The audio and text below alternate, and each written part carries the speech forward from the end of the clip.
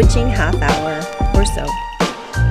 I'm Jody Ann, and I'm your host of this little podcast. And you know what? This is my very first episode, so I'm so very excited to have you here with me today. Today we're going to be going over a few different things. I'm going to give you a little bio and introduce myself a little more so you know who I am before we start spending all this time together. So over the years, I've practiced as a solitary witch and within small covens of witches. I was initiated in Wicca back in the 90s. It was the first path I found. This was all before the internet, before we had everything at our fingertips the way we do now. I've since studied the Golden Dawn traditions, completed classes on traditional British witchcraft, and completed multiple shamanic courses. Within my personal craft, I do use spells. I do energy work, and I incorporate shamanic practices. I work very closely with a number of goddesses and gods, nature spirits, and the fairy realm. One thing I'm passionate about is the idea of practicing the craft in a way that supports us in the 21st century. Goddess work is a huge part of my self-care routines and my personal healing journey. I really hope over the time we share together that I can share some of how I used these old ways of the wise women to really facilitate personal transformations in my life.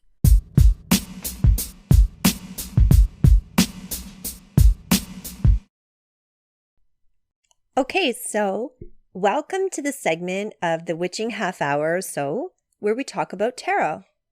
I'm going to call it Tarot Talks.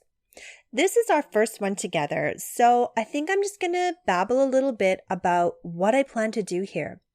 I want to go through the High Arcana with you one card at a time. Now, I've been reading tarot cards since I was 17, so that is a very long time.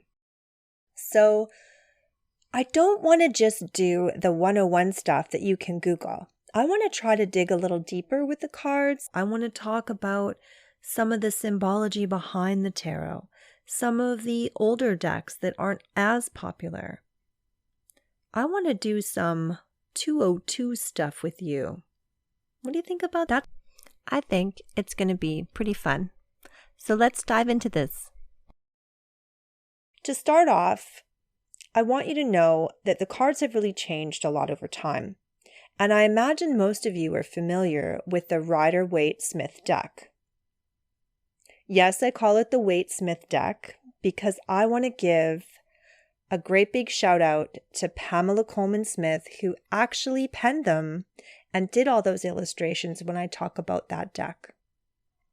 Okay, so that's the deck that most of our modern decks are based off of.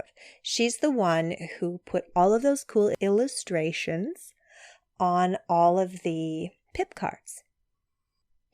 Before Pamela Colman Smith did all those lovely illustrations, the pip cards in our tarot cards were just like pictures of cups and swords and wands. So the 4 of cups had 4 cups on it, not someone staring reflectively into a pond. The oldest deck that we still have artistic copies of is the Tarot de Marseille. I think I'm pronouncing that right, but I might not be. Sorry if I get it wrong. I'm terrible at pronouncing Italian words. It's from the Italian Renaissance, like I was saying, and one of the oldest copies we have of it dates back to around the 1600s. It's thought that we had tarot cards in the late 1490s and 1500s. We just don't have any copies of those. If you follow the history, there was a game people played similar to bridge, and really wealthy people and courtiers and kings and queens would have tarot decks drawn up with pictures of their family and little princesses and courtiers and stuff. And I think I've heard and read that there's still copies of some of those around in collections in the world, but the whole deck that we have is the Tarot de Marseille, and it is from the 1600s. So that's the deck I actually learned off of. and I'm going to refer to some of the art around that. My personal deck collection contains a lot of contemporary decks. Some of them really closely reflect the Rider-Waite Smith deck. Some of them are their own artist rendition. So I'm going to talk about some of those, just some of my favorite ones. There's a few other decks that I don't really own a copy of, but I think they're pretty important. One of them is the Thoth deck. That one has some interesting things about it, and we'll probably talk about that. Yeah. Oh, and for everything, I'm going to be making sure in my show notes that I have a link to the YouTube channel. So any cards I talk about, you'll be able to go there, click on it, and kind of get more of a visual. And you might even want to go ahead and subscribe to that channel so you don't miss out on anything. One of my favorite ways of thinking about the High Arcana is as a journey that the Fool takes to enlightenment. So let's start with the Fool card and let's get to know him. Along with the Tarot of Marseille and the Waite-Smith deck, I'm going to be referring to one of my favorite decks to read from that I bring to all of the psychic fairs I work, the Legacy of the Divine Tarot. And that is penned by another Italian name I have a hard time with, Ciro Marchetti. Again, I'll put it in the show notes, guys, because I'm probably butchering this amazing guy's name. So we'll start with the Tarot of the Marseille.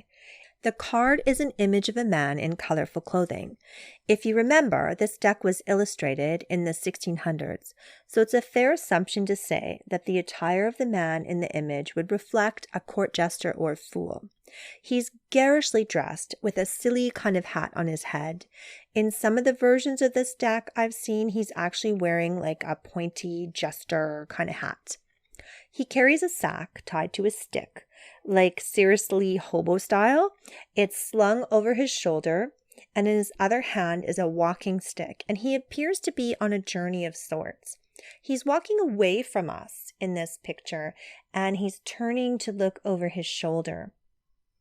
Now behind him is a small dog. Well, some sources say it's a lynx, and it's jumping at his leg and it's pulling down his pants. Now, I've even seen variations that show the dog or lynx or whatever really laying it into the Fool, like biting him on his leg and like drawing blood from him. And there's one where the animal has like pulled his pants all the way to the ground and the Fool's genitals are exposed, hanging down between his legs, and the animal looks pretty vicious. You know what I mean? I will definitely have that in the show notes for you. So, now, the Waite-Smith deck has a very different image, okay? The Fool is depicted on a pathway walking more towards us and off of a cliff.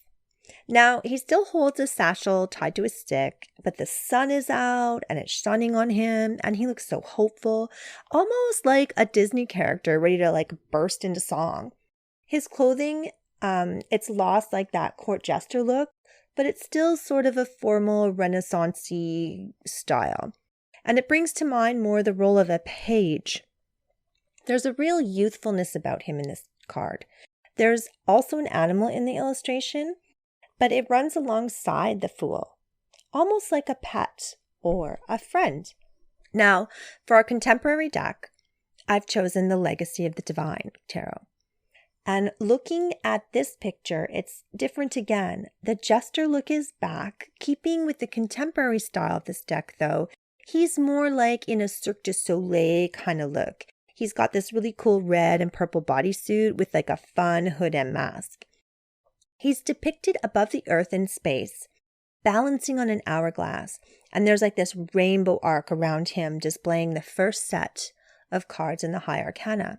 He still has a little dog companion there, and it's like kind of clinging to a ribbon and like looks really playful. So what I find interesting is that in all three renditions through the ages, this card, they all have an animal on it. And I will talk about that. I want to look at the symbology around the dog and the natural environment. But before I do, let's just go over what this card means divination-wise when it shows up in a spread. The Fool is often calling on us to let go of conventions, to trust the journey we are on, to let go, to be brave, to head out into the unknown. The Fool is us. He is the uninitiated making his way through the path of enlightenment. I just want to say how much I would love to see the Fool move towards a more androgynous expression of gender. The Fool is all of us. So I don't think it needs to be male or female or genderized at all. As a culture, we're evolving. We are moving into a place of acceptance around gender identity and gender expression and sexual expression.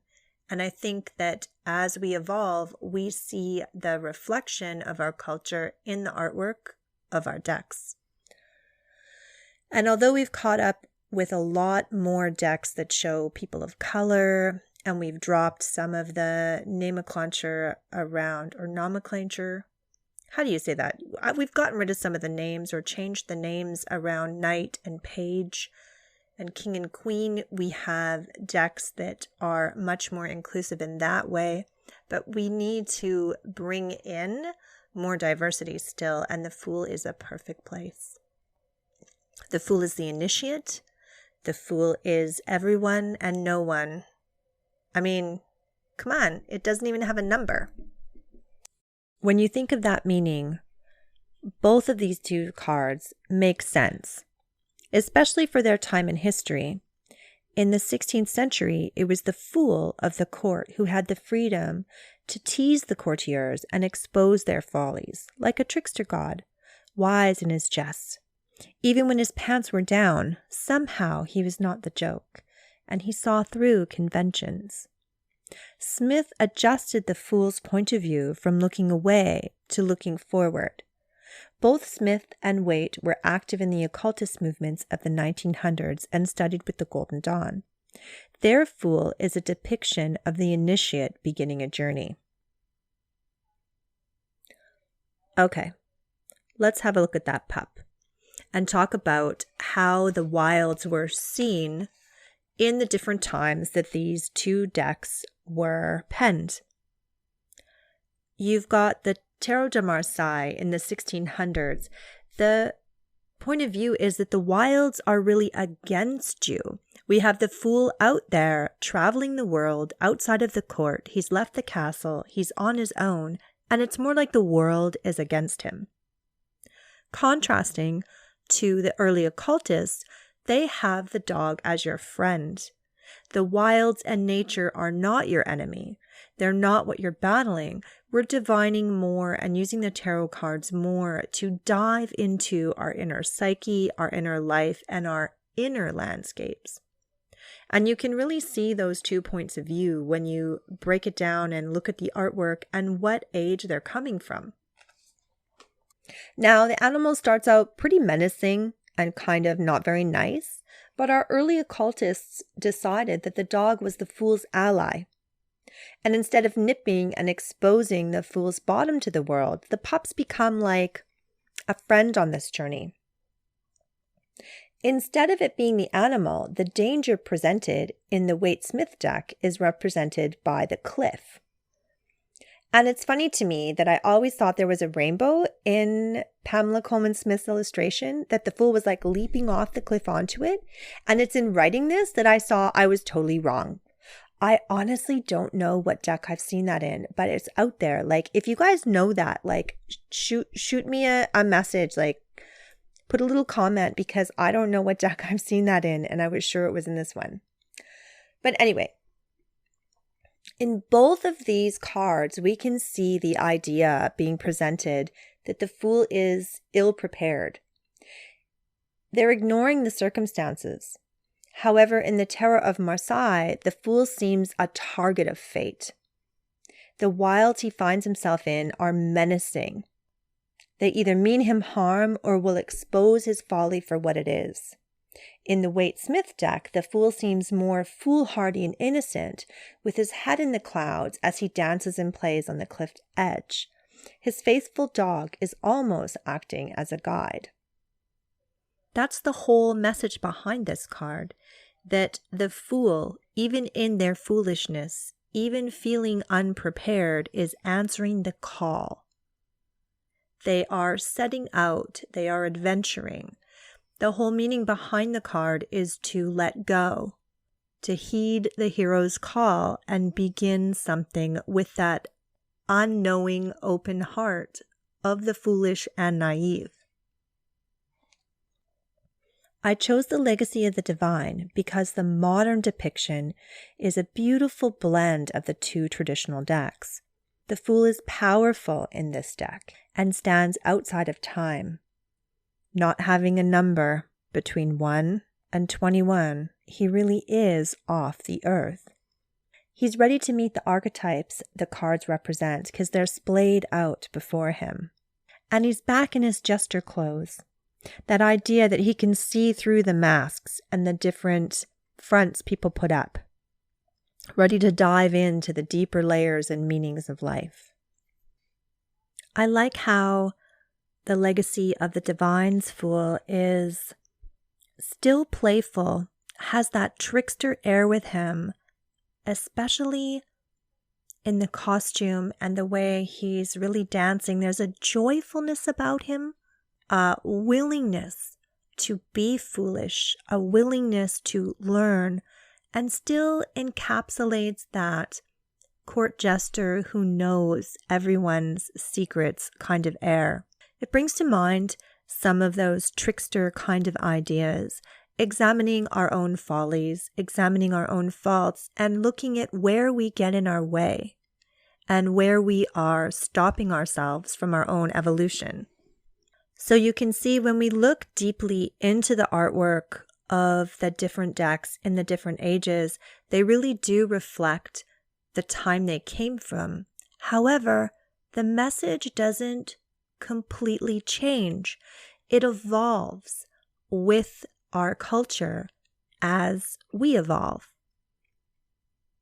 So there you have it, guys. That's my little tarot talk on the Fool.